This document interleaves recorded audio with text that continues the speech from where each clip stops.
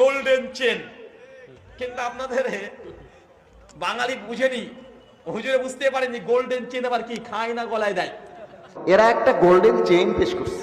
এই গোল্ডেন চেনের পরে আমি 20 রাকাত তারাবির দলিলে যাচ্ছি। গোল্ডেন চেন কি? ওই যে একটা ব্রাদার্স আছে, পাক্কা জাহেল, একটা পৃষ্ঠা বুখারী শরীফের অথবা কোরআন শরীফের বিশুদ্ধভাবে, কোরআন শরীফের একটা পৃষ্ঠা বিশুদ্ধ তেলাওয়াত করতে পারে না, একটা পৃষ্ঠা বুখারী শরীফের শুদ্ধ করে পড়ে দিতে পারবে না।